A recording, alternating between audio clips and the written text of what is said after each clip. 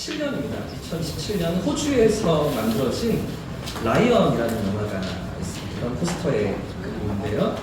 실화를 바탕으로 만들어진 영화입니다. 이 영화는 5살짜리 아이가 집을 잃고서 인도에서 호주로 입양되어지는 그런 스토리의 영화인데요. 이 5살짜리 아이가 25년이 지나서 30살이 되어서 청년 시절에 인터넷 지도로 집을 다시 찾아가는, 인도에 있는 고향집을 다시 찾아가는 그런 스토리의 영화입니다. 이 5살 무렵에 형을 따라서 기차역으로 놀러 갔습니다. 형과 함께 놀러 갔는데, 근데 이 사루라는 주인공 아이가 기차역에서 잠들게 되죠. 근데 이 아이가 어디서 잠들었을까요? 기차 화물칸에서 잠들게 됩니다. 그리고 이 기차가 출발하게 되면서 수천 킬로미터 떨어져 있는 외딴 곳에서 떨어지게 되는데, 인도라는 나라가 지금도 공식 언어가 50개가 넘는다고 해요. 그리고 전 세계에서 인구가 가장 많은 국가가 인도잖아요. 그런 인도에서 말이 통하지가 않습니다. 그리고 5살짜리 아이가 하는 이야기들을 그 기차 타고 온 그 지역의 사람들이 알아듣지 못하고요. 그리고 이 아이가 어떤 동네에서 왔는지 어디로 보내야 하는지 전혀 알지는 못하고, 그래서 전혀 도움도 받지 못하던 이 사루라는 아이가 거리를 방황하다가 결국 고아원으로 보내지게 되고요. 그리고 호주의 한 가정, 인도에서 이제 호주의 한 가정으로 입양이 되면서 새로운 삶을 살아가게 됩니다. 하지만 이 사루는 고향 그리고 가족에 대한 그리움을 잊지 못합니다. 입양된 가정에서 사랑을 받고요. 너무나 풍성히 그렇게 잘 성장하고 자라는데도 불구하고 어린 시절에 기억 속에 남아있는 그 엄마의 모습과 형에 대한 추억을 계속해서 떠올리면서 마음 깊은 곳에 자리한 상실감을 계속해서 경험합니다. 그리고 자신의 뿌리에 대해서 끊임없이 고민하다가 이 30살이 되어서 어릴 적 기억 속에 남아있는 고향의 이미지들을 하나하나 떠올리게 됩니다. 그리고 구글 지도, 인터넷 지도를 찾아서 이 고향을 찾아가는 이야기가 이 영화의 전체적인 이야기인데요. 이 30살이 된 사루, 청년이 된 사루, 이 아이가 결국 어떻게 되었을까요? 이 아이의 삶이 어떻게 펼쳐질까요? 영화 예고편 영상 짧게 있습니다. 잠깐 한번 보실까요? 이런 영화의 분위기인데요. When I was 5 years old, I wandered onto an empty train somewhere in India and fell asleep waiting for my brother.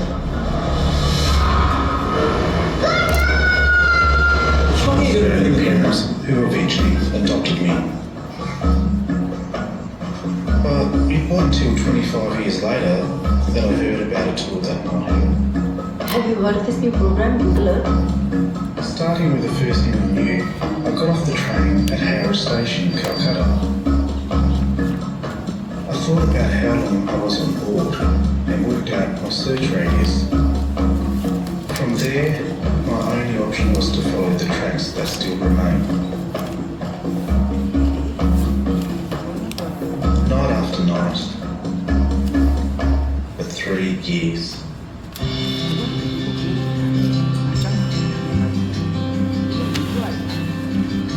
Until the night I came across the station symbol, and a water tower, and an overpass, and a ring road. It was the station where I fell asleep 25 years earlier.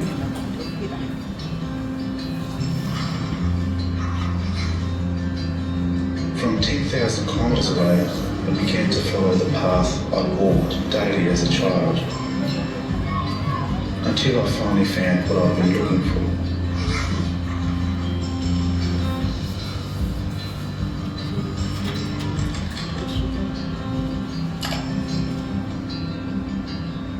여기까지 나오겠습니다.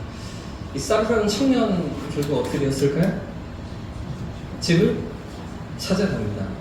잃었던 가족들을 다시 만나고, 그리고 어떤 엄마를 다시 만나는 스토리가 이 영화 전체적인 이야기인데요. 여러분, 지난 주일부터 우리는 에스라서 말씀 속에서 70년 동안의 포로 생활을 마치고 고향으로 다시 돌아오는 유다 백성들의 이야기를 살피고 있습니다. 여러분, 이 사루라는 청년도 쉽게 고향이 찾아지지가 않습니다. 고향에 대한 그림이 끊임없이 일어나지만 여러 가지 기억의 파편들로는 고향을 정확히 어떤 곳인지, 고향의 이름도, 동네 이름도 알지 못하고, 그것이 어디에 위치한지도 알지 못해서 계속해서 생각만 가지고 있지, 그것을 알고자만 하지, 그러나 그것을 찾을 수가 없는 행동 가운데 25년이라는 시간이 지나가게 되는데요. 우리는 70년이라는 시간이 지나서 다시 유다 땅으로, 예루살렘으로 돌아오는 유다 백성들의 이야기를 우리가 지난주부터 살피기 시작했죠. 마치 영화 주인공 이 사루가 잃어버렸던 가족을 찾고 고향을 찾는 것처럼 이 에스라서도, 이 성경도 70년 동안의 포로 생활을 마치고 다시 고향으로 돌아옵니다. 그런 기적적인 하나님의 역사를, 하나님의 이야기를 오늘 성경이 우리에게 보여주고 있는데요. 여러분, 이렇게 포로로 끌려간 이스라엘 백성들의 삶 가운데서 가장 큰 아픔이 무엇이었을까요?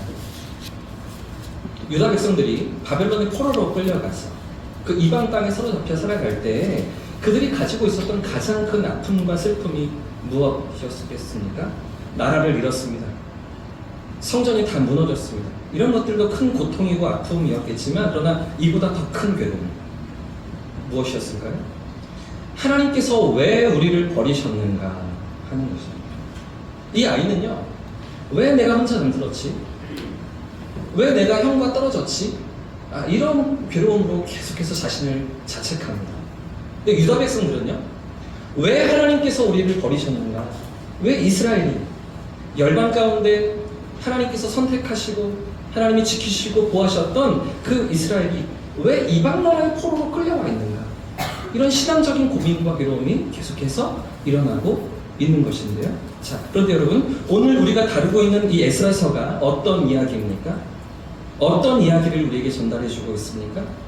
포로로 끌려간 유다 백성들이 70년 만에 다시 돌아오는 거죠. 종으로, 노예로 사로잡혀가서 모든 것이 끝났다고 여길 수밖에 없던 그들이었는데 기적처럼 다시 돌아오는 이야기를 오늘 성경이 우리에게 보여주고 있는 것이죠. 여러분, 70년입니다. 70년. 상상이 되십니까? 가능한 이야기입니까? 세상의 어느 국가가 전쟁에서 사로잡은 포로들, 종으로 부리고 노예로 부리는 그 포로들을 고향으로 돌려보내줄 수가 있습니까? 어떻게 그 노예들에게 자유를 주고 다시 고향으로 돌아가라 이렇게 허락해 줄 수가 있는 것입니까? 자, 그런데 정말 상상할 수 없는 방법으로 하나님의 약속이 그대로 이루어집니다. 잡혀간 이스라엘 백성들이 가나안 땅으로 다시 돌아오는 그 기적을 경험하면서 새로운 시대가 열리는 그 스토리가 오늘 이 에스라 성경인데요. 여러분, 이 일이 어떻게 이루어질까요? 고레스 칙령입니다. 고레스 칙령을 통해서 페르시아의 왕이었던, 바사의 왕이었던 고레스가 내린 고레스 칙령. 하나님께서 감동하셔서 이 칙령을 내리게 하셨고, 그래서 포로로 잡혀갔던 백성들이 고향으로 돌아오게 되는데요. 자, 그런데 중요한 것은 여러분, 유다 백성들만 고향으로 돌아가는 게 아니었습니다. 그 페르시아에 포로로 잡혀와 있던 모든 민족들이 다 고향으로 돌아가는 일이었습니다. 원하는 사람은 누구라도 자유롭게 고향으로 돌아갈 수 있도록 하는 칙령을 고레스가, 키루스 왕이 내렸던 것인데요. 그 이유가 있습니다. 실제 역사적이고 정치적인 고레스가 그렇게 할 수밖에 없었던 이유가 있습니다. 이 바사, 이 페르시아라는 나라는 불과 20년 전만 해도, 이 고레스 칙령이 있기 20년 전만 해도 메데와 바사라고 불리던 그런 나라였습니다. 그러니까 메디아라는 나라의 종속국이 바사, 페르시아였던 것이죠. 그래서 늘 메데가 먼저 나오고요, 바사가 따라옵니다. 메데, 바사 이렇게 말하죠. 바사가 앞에 붙는 법이 없습니다. 메디아의 종속국이 페르시아였습니다. 그런데 주전 550년경 이 바사 제국이 메디아를 이깁니다. 메디아를 전쟁에서 승리하고, 그리고 더 나아가서 바사 제국이 바벨론까지 정복하면서 세계 최고의 제국이 되게 되는데요. 여러분, 지도가 있습니다. 이 페르시아 제국의 전성기 때의 땅의 모습입니다. 이 페르시아 제국의 땅이 얼마나 크냐면, 여러분, 이게 페르시아 영토인데요. 그리스에서부터 서쪽에 우리가 아는 중동 지역을 다 집어삼켰습니다. 이게 페르시아입니다. 그리고 더 나아가서 인도까지, 인도의 일부분까지 차지했던 어마어마한 대제국을 페르시아가 형성하는데, 그 제국의 첫 번째 왕이 누구예요? 고레스입니다. 키루스 왕입니다. 자, 그런데 여러분, 사실 이 페르시아가 바벨론을 정복한다는 건 말이 안 되는 이야기였습니다. 절대로 불가능한 일이었습니다. 이미 바벨론은 1000년 동안 강력한 방어력을 자랑하던 그런 도시였기 때문입니다. 한 번도 침략당해 본 적이 없는 그런 도시가 바벨론 성이었기 때문이죠. 이 바벨론 성은요, 가로가 16km, 세로가 72km에 달했고요. 성벽 높이가, 그 전체를 둘러싼 성벽 높이가 14m였습니다. 그리고 성벽 위로 6m의 길이 놓여져 있어서 아주 튼튼하게 절대 무너지지 않게 세워져 있는 그런 성이 바벨론 성벽이었는데, 더 중요한 것은 이 성벽 바깥쪽으로, 성 밖으로 강과 수로를 만들어놔서 이 도시를 다 둘러싸고 있었기 때문에 누구도 침략할 수가 없는 난공불락 철옹성이 바로 이 바벨론이었던 것이죠. 그러니까 완벽한 요새입니다.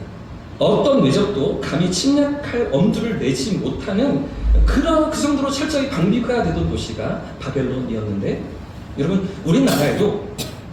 우리에게도 과거에 이런 철옹성이 있었다는 것 여러분 아십니까? 이렇게 바벨론 성 같은 아주 난공불락의 성이 있었다는 것 여러분 아십니까? 적에게 한 번도 함락된 적이 없는 성, 요새가 우리나라에도 있다는 것 여러분 아십니까? 삼국시대 신라가 외적의 침입을 막기 위해서 충청북도 보은에 세운 3년산성인데요. 3년 동안 세운 산성이 바로 그 성입니다. 신라의 진평왕이 3년 동안 이 성을 쌓으면서 3년산성이라는 이름이 붙었다고 하는데요. 이거에 대한 영상도 하나가 있습니다. 잠시 보겠습니다. 우리나라에서 이제 확인된 산성은 약 한 2,300여 개가 있다고 전해지고 있고요. 모든 성이라고 하는 것이 다 방어하려는 겁니다. 정치에 나와 우리 식구들의 생명과 재산을 지켜주는 것이 곧 성이기 때문에 우리나라 2,300여 개의 산성 가운데 가장 강력한 방어력을 갖춘 곳은 어디일까? 신라가 3년 동안의 힘을, 국력을 여기에 총동원해서 시험작품을 완성했다. 아, 무섭습니다. 너무 높으니까 발굴조사자도 위압감을 느낄 정도. 높이 20m, 혹 10m에 달하는 3년 산성의 거대한 성벽. 더 높지요? 우리나라 산성 가운데 가장 높고 넓은 폭을 가진 성벽으로 보고되어 있다. 산성 축성에 사용된 돌의 양은 약 1000만 개. 이집트 피라미드 하나를 거뜬히 지을 수 있다. 성 안쪽은 닭이나 가축, 사람, 그 물자 이것이 완전 통제고요. 완벽한 계획 도시나 똑같습니다. 조교가 없으면 도저히 올라갈 수 없는 산성에서 가장 방어에 취약한 다리가 있어요. 이 문을 방어하는 아주 고도로 발전된 그 성문 구축 방법이 되겠습니다. 그게 방어력을 가장 높이는 방법인데 바로 그러한 방법이 이 성에서 제대로 구현이 되어 있습니다. 단 한 번도 적에게 함락되지 않은 난공불락 철옹성. 149승 1패라는 전무후무한 승전 기록으로도 알려져 있다. 안반에서부터 봉우리까지가 일종의 자연 토성 역할을 하는 그런 역할을 해서 2차 방어선 역할을 하게 됩니다. 그리고 이제 거기서 조금이라도 후퇴하게 되면 요 앞에 연못이 있기 때문에 적군은 이 연못으로 빠지게 되는 난공불락의 요새가 되는 것이라고 말할 수 있겠습니다. 문짝을 바깥으로 열어야만 되는 구조입니다. 안쪽으로는 열 수가 없어요. 그 문지방돌에 막혀가지고 딱 닿기 때문에 이 성문은 우리나라뿐만 아니라 동아시아 전체에서도 이런 유물을 찾을 수가 없는 아주 귀중한 학술 자료로서 인정받고 있습니다. 그 화강암은 매우 강한 돌인데 이 화강암의 넘어다니는 문지방을 넘어다니는 술의 바퀴가 많이 다녀서 저렇게 홈이 파인 채로 그대로 노출됐습니다. 1500년의 세월을 굳건히 버텨낸 3년 산성. 단 한 번도 함락되지 않은 난공불락 철옹성이다. 한반도 역사상 가장 중요한 사건의 중심지 신라 삼국통일의 새 역사가 쓰여졌다. 아직도 많은 비밀을 품고 있는 삼룡산성. 5000년 역사를 이어온 우리 민족의 위대한 유산이다. 여기까지요? 여러분 삼성의 나 자랑스럽지 않으십니까? 우리나라에도 이런 성이 있습니다. 왠지 뿌듯하죠? 몇 승 몇 패요? 149승 1패. 한 번도 침략된 적이 없는 그런 성. 여러분, 바벨론은 몇 년이요? 1000년 동안. 1000년 동안 함락된 적이 없는 그런 성이 바벨론이었는데, 여러분, 이 3년 산성과 바벨론 성의 차이점이 있다면, 3년 산성은 산 위에 세워져 있어서 보시는 것처럼 이 성벽 주위로 계곡이 둘러싸고 있습니다. 그래서 공격이 쉽지가 않은 그런 성이었고요.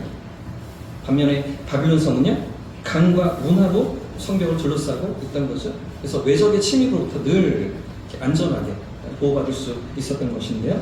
그러니 이 바벨론 성이 1000년이 지나도록 강력한 이 철옹성이었던 것입니다. 자, 그런데 여러분, 중요한 것은 고레스 왕이요, 페르시아의 고레스 왕이 너무나 쉽게 이 바빌론 성을 정복합니다. 아주 쉽게 이 바빌론 성을 차지합니다. 거의 피를 흘리지 않고 무혈 입성을 하게 됩니다. 왜 그랬을까요? 이유가 무엇일까요? 그동안 바벨론이 백성들을 너무나 많이 압제했기 때문이었습니다. 특히 이방 족속들을 강하게 압제했고요. 또 왕들이 너무나 사치하고 방탕했었기 때문에, 그래서 고레스가 군대를 이끌고서 바벨론 성문 앞으로 다가왔을 때 시민들이 그냥 문을 열어줍니다. 전혀 저항하지 않고 군대가 그 성 안으로 들어올 수 있도록 그렇게 모든 길을 터줍니다. 심지어 문을 지키던 군인들도 전혀 싸우려 하지 않고요, 다 도망치고 말았는데요. 그래서 이 난공불락의 성 바벨론이 힘 한 번 제대로 써보지 못하고 너무나 쉽게 무너지고 말았던 것이죠. 자, 그래서 이렇게 손쉽게 바벨론을 정복한 고레스가, 대제국 페르시아를 세운 고레스가 이 사건, 이 바벨론을 정복한 사건을 기념하기 위해서 바로 그 다음 해인 주전 538년에 고레스 칙령을 발표합니다. 이 고레스 칙령은 페르시아 제국이 바벨론을 정복한 것을 기념하는 칙령인데요. 여러분, 이 고레스 칙령은요, 영국의 대형 박물관에 가면 아주 유명한 이런 전시물이 있습니다. 고레스 원통 인장이라고 불려지는 그런 점토로 만들어진 토기인데요. 길이가 한 23cm 정도 되고요. 지름이 한 10cm 정도 되는 작은 꽃병 같은 그런 토기입니다. 그런데 이 원통 인장 안에, 고레스 원통 인장이라고 불려지는데, 이 인장 안에 고레스 칙령의 내용이 그대로 들어가 있습니다. 아키드어로 되어 있는 이 언어로 고레스 칙령의 내용이 그대로 이 안에 기록되어 있는데, 그러니까 역사 속에서 고레스 칙령이 실제로 일어났던 사건이죠. 고레스 칙령의 내용은 크게 두 가지가 핵심입니다. 먼저 포로로 이방 민족들을 잡아갔잖아요, 바벨론이. 잡혀온 포로들이 어디서나 자유롭게 살아갈 수 있도록 거주의 자유를 줍니다. 바벨론에 머물고 싶으면 바벨론에 있어도 되고요, 고향으로 돌아가고 싶으면 고향으로 돌아갈 수가 있었습니다. 또 하나의 자유를 주는데, 두 번째 자유는 종교의 자유를 줍니다. 그렇게 그들이 포로로 끌려왔을 때 처음에 바빌론 신들을 섬기고 바빌론 신들을 숭배해야 되는 그런 바빌론 종교를 강요받았었는데, 그런데 이 고레스 칙령을 통해서 너희가 원하는 신, 너희가 민족이 섬기는 신, 어떤 신이라도 섬길 수 있다라는 종교의 자유를 주었던 것이죠. 거주의 자유를 줍니다. 그리고 종교의 자유를 주었던 것이죠. 이 두 가지가 고레스 칙령의 핵심입니다. 여러분, 고레스가 왜 이렇게 했을까요? 고레스가 이렇게 했던 이유가 무엇입니까? 타산지석입니다. 바벨론이 그렇게 압제하다가, 이방 민족을 압제하다가 망하고 말았잖아요. 그 모습을 자기가 직접 보지 않았습니까? 성문이 활짝 열리는 것을 경험했었잖아요. 그런 일들을 보고서 자기는 그런 일을 당하지 않기 위해서 이 칙령을 발표했던 것입니다. 그리고 모든 민족들이 자유롭게 어디서나 고향으로 돌아가든지 어디에 있든지 니들이 원하는 신을 섬길 수 있어 라고 관용 정책을, 이방 민족들을 향한 포용 정책을 펼쳤던 것인데요. 여러분, 오늘 성경에는 약간 다르게 강조되고 있지만 이런 역사적이고 정치적인 배경 속에서 이스라엘 백성이, 유다 백성이 고향으로 돌아가고 있다는 것이죠. 여러분, 이제 본문으로 들어가 보겠습니다. 오늘 본문 2절과 3절 말씀을 같이 한번 읽어보겠습니다. 시작. 바사왕 고레스는 말하니, 하늘의 하나님 여호와께서 세상 모든 나라를 내게 주셨고 나에게 명령하사 유다 예루살렘의 성전을 건축하라 하셨나니, 이스라엘의 하나님은 참 신이시라. 너희 중에 그의 백성 된 자는 다 유다 예루살렘으로 올라가서 이스라엘의 하나님 여호와의 성전을 건축하라. 그는 예루살렘에 계신 하나님이시라. 네. 이런 역사적이고 정치적인 배경 속에서 이 유다 백성들이 약속의 땅으로 다시 돌아오는데, 그런데 지금 에스라서가 시작하면서 강조하고 있는 것이 있습니다. 조금 다르게 에스라가 지금 이 고레스 칙령을 유다 백성들의 입장에서 해석해서 기록해 우리에게 전달하고 있지만 2절과 3절 가운데 에스라서가 강조하고 있는 내용, 아주 강하게 우리에게 반복해서 강조하고 있는 내용 무엇일까요? 너희는 예루살렘에 가서 무엇을 건축하라? 여호와의 성전을 건축하라는 것입니다. 성전. 여호와의 성전을 건축하는 것, 이것이 에스라서의 전체적인 핵심인 것인데요. 여러분, 여호와의 성전을 건축한다는 것이 무엇을 의미할까요? 이렇게 고레스 칙령을 통해서 다시 돌아오게 하셨습니다. 예레미야 29장을 통해서 약속하셨던 70년이 지나면, 70년이 차면 너희가 돌아올 거야 약속하셨던 그 모든 하나님의 말씀이 이런 정치적이고 역사적인 배경 속에서 하나님이 그 뜻을 펼치시고 그 말씀을 이루시는 과정으로 이어서 나아가는데, 그렇게 70년 만에 돌아온 유다 백성들이 해야 할 일이 무엇이었습니까? 여호와의 성전을 건축하는 일인 것이죠. 하나님의 성전을 다시 짓는 일이었습니다. 여러분, 여호와의 성전을 건축한다, 이게 무엇을 의미할까요? 여호와의 성전을 건축하기 위해서 70년 만에 그 포로 생활을 마치고 다시 돌아오는데, 이 성전을 건축한다는 것이 어떤 의미입니까? 이제 우리가 오늘 보는 1장을 지나면 에스라 2장에서 포로에서 돌아온 사람들의 족보가 쭉 기록됩니다. 2장 전체가 사람들의 족보 이름입니다. 우리가 그 내용도 2장에서 자세히 살펴보겠지만 이렇게 족보가 길게 이어지고요. 그리고 3장부터 6장까지의 말씀이 비로소 성전을 건축하는 스토리이고요. 에스라 3장부터 6장까지 성전을 어떻게 건축해 나아가는지 여러 가지 고비가 있고 어려움이 있는데도 불구하고 그런 가운데 드디어 에스라서 6장에서 성전 건축이 마무리되는 그런 장면을 우리가 보게 됩니다. 예루살렘 성전을 다시 짓는 그런 장면이 에스라 6장에 마무리되어지는데, 그런데 여러분, 에스라서가 몇 장까지 있을까요? 에스라서 전체가 몇 장입니까? 10장까지 있습니다. 그러니까 성전을 완공한 이야기, 성전을 다 지은 이야기가 끝이 아니라는 것이죠. 뿐만 아니라 또 하나 신기한 것은 우리가 지금 보고 있는 성경의 이름이 무엇입니까? 에스라서이잖아요. 에스라라는 성경인데요. 그런데 여러분, 에스라가 언제 등장할까요? 이 성경의 핵심 인물인 에스라가 어디에서 등장합니까? 6장까지는 등장도 하지 않습니다. 7장에 가서야 에스라가 등장합니다. 그러니까 너희는 올라가서 예루살렘에서 성전을 건축하라, 여호와의 성전을 건축하라 이렇게 말할 때 여호와의 성전이 무엇일까요? 우리가 생각하는 건물을 짓는 것, 이 건물만을 말하는 게 아니라는 거죠. 왜 그렇습니까? 만약 건물을 짓는 것이 여호와의 성전을 건축하는 것이라면 6장에서 끝나야 맞는 거죠. 6장에서 건물은 다 지었거든요. 그런데 6장에서 건물이 다 지어졌는데도 불구하고 7장부터 10장까지의 내용이 남아 있습니다. 심지어 7장에서 비로소 이 성경의 주인공인 에스라라는 인물이 등장하고 있는 것이죠. 여러분, 이게 무엇을 의미할까요?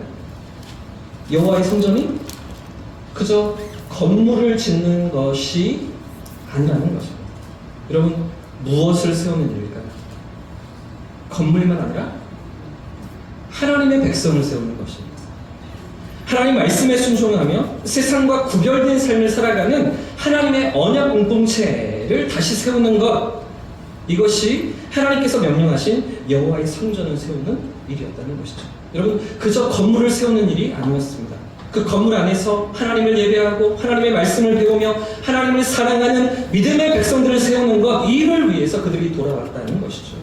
그래서 성전이 다 지어지고 드디어 에스라 7장에서 제사장이며 율법학자인 에스라가 돌아온 이야기가 기록되는데, 지금으로 치면 신학자이고 목사입니다. 이런 에스라가 돌아와서 7장부터 10장까지 그가 했던 일이 무엇일까요? 에스라가 했던 일, 어떤 일을 하게 됩니까? 말씀을 가르칩니다. 율법을 가르칩니다. 진리의 말씀을 가르치고 백성들과 함께 지어진 그 성전 안에서 하나님을 예배하면서 하나님 말씀에 순종하는 하나님의 백성들을 세웠던 것이죠. 다르게 표현하면 거룩하고 성결하게 구별된 삶을 살아가는 하나님의 백성들을 에스라가 세웠던 것입니다. 믿음으로 세상을 살아가는 하나님의 언약 공동체를 다시 세우는 그것이 에스라 7장부터 10장까지의 이야기라는 것입니다. 그런데 여러분 또 하나 중요한 것은 이 에스라서만 그런 것이 아니라는 겁니다. 이어지는 느헤미야서도 똑같은 구조인데요.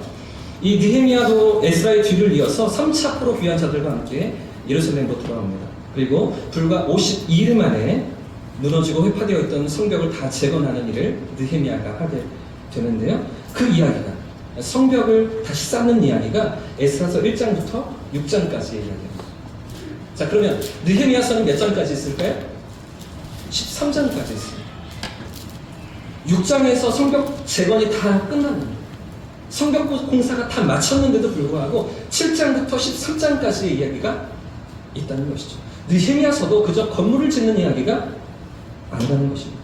그 안에 살아가는 하나님의 백성들, 믿음의 백성들, 하나님의 사람을 세우고 믿음의 공동체를 세우는 바로 이 모습을 에스라서와 느헤미야서가 우리에게 보여주고 있다는 것이죠. 사랑하는 여러분, 그러니까 에스라서와 느헤미야서가 이 전체가 우리가 지난주에 살펴본 것처럼 하나의 책이었습니다. 두 권이 원래 하나의 책으로 묶여져 있었습니다. 이 에스라서와 느헤미야서 전체가 여러분과 저에게 무엇을 말하고 있습니까? 여호와의 성전이 무엇인가 하는 것이죠. 이스라엘 백성이 바벨론의 포로로 잡혀갔다가 다시 돌아와서 고레스 칙령으로 하나님의 성전을 건축하는데, 그런데 그 여호와의 성전을 짓고 다시 세우는 게 무엇이라고 말하고 있는 것입니까? 에스라 1장부터 6장까지는 건물을 짓는 것입니다. 건물. 그리고 7장부터 10장까지는 에스라가 말씀을 가르치면서 그 말씀에 순종하고 거룩한 삶을 살아가는 언약 백성인, 하나님의 백성인 사람을 길러내는 것이죠. 건물을 짓고 그 안에 사람을 세우는 것입니다. 거기다가 이제 지어진 성전과 회복된 언약 공동체인 사람들, 그 사람들을 보호하기 위해서 느헤미야와 백성들이 성벽을 짓게 되죠. 그리고 이렇게 세워진 성벽 안에서 에스라와 느헤미야는 또 어떤 사람들을 세웁니까? 하나님의 백성들입니다. 그러니까 여러분, 결국 여호와의 성전을 짓는다 할 때 이 성전이 무엇으로 이루어져 있습니까? 건물과 사람인 것이죠. 건물만 아니라 그 안에 세워질 사람까지 포함하고 있는 것입니다. 여러분, 오늘날 교회도 마찬가지입니다. 결국 사람을 세우는 거죠. 사람을 세우기 위해서 건물도 짓는 것입니다. 사람을 세우기 위해서 건물도 필요한 것이죠. 신실한 믿음의 사람들을 세우고 말씀에 순종하는 거룩함과 성결함으로 세상 속에 구별된 삶을 살아가는 믿음의 백성들을 세우는 그 일을 위해서 우리가 모든 일들을 감당하는 것입니다. 여러분, 우리가 건물도 잘 관리해야 합니다. 선대 어른들이 피와 땀으로 세우고 믿음과 헌신으로 지켜오신 신앙의 유산을 잘 우리가 지켜가야 합니다. 그러나 여러분, 그 안에, 그 건물 안에 결국 누가 있어야 합니까? 사람이 있어야 하는 것입니다. 하나님을 사랑하고 말씀에 순종하는 신실한 믿음의 사람들이 있어야 하는 것 아닙니까? 아무리 큰 건물이 있다는들 그 안에 사람이 없다면 무슨 소용이 있겠습니까? 아무리 화려한 건물이 있어도 그 안에 하나님을 예배하며 섬기는 사람들이 없다면 그저 껍데기에 불과한 것 아니겠습니까? 여러분, 결국 사람을 우리가 세워야 하는 것이죠. 하나님을 경외하는 사람들, 말씀에 순종하는 사람들, 믿음으로 세상을 살아가는 사람들을 세워야 하는 것입니다. 그래서 예수님께서도 3년 반 동안 공생애를 지내시면서 하셨던 모든 일이 사람을 세우는 일이었습니다. 12제자를 부르시고 가르치시며 훈련하신 모든 일들이 결국은 사람을 세우는 일이었습니다. 여러분, 우리 교회도 바로 이 일을 위해서 이 자리에 있는 줄 믿습니다. 사람을 세우는 일을 위해서 하나님이 부르시고 세우신 줄 믿습니다. 믿음의 백성들을 세우고요, 하나님 말씀에 순종하는 신실한 언약 백성들을 세우기 위해서 오늘 이곳에 저와 여러분을 부르시고 교회를 세우신 줄 믿습니다. 여러분, 회심자들이 일어나는 거예요. 말씀으로부터 떠나 있던 인생들이 하나님 앞으로 돌아오는 회심자들이 일어나는 것이죠. 새 가족들이 일어나는 것입니다. 하나님의 사랑을 알고 그 은혜 앞에 나오는 믿음의 백성들이 일어나는 것이죠. 이런 다음 세대가 신앙의 유산으로 길러지고 자라나는 것입니다. 우리 때에서 우리 수준에서 멈추고 끝나는 것이 아니라 다음 세대가 하나님 앞에 신실한 믿음의 사람들로 자라나는 일을 우리가 감당하는 것이죠. 저와 여러분의 삶이 더 믿음으로 견고히 세워져가는 그런 일들이 이 교회 안에서, 이 건물 안에서 이루어지는 것 아니겠습니까? 그래서 진정 하나님이 기뻐하시고 하나님의 뜻이 이루어지는, 그 하나님의 뜻을 이루어가는 복된 도구로 우리 교회가 쓰임받는 것, 이를 위해서 하나님이 저와 여러분을 부르신 것이죠. 그래서 여러분 지난 주일에 우리가 다 보셨잖아요. 공동회를 하시면서 다 동결입니다. 모든 예산이 다 동결입니다. 이렇게 경기가 어렵고 삶이 팍팍한데 어디에 더 힘을 쏟을 수가 있겠습니까? 어디에 더 우리가 헌신할 수가 있겠습니까? 쉽지 않잖아요. 현실을 보면 더 어렵고 힘들지 않으십니까? 자, 그런데 지난주에 우리는 어떻게 예산을 세웠습니까? 어떻게 믿음의 꿈을 꾸셨습니까? 주일학교입니다. 다음 세대입니다. 우리 아이들을 위해서, 청년들을 위해서 우리의 헌신과 투자를 이어가기로 결정한 것, 그게 지난 공동회 아니었습니까? 사랑하는 여러분, 바로 이 일이 교회를 교회롭게 하는 일인 줄 믿습니다.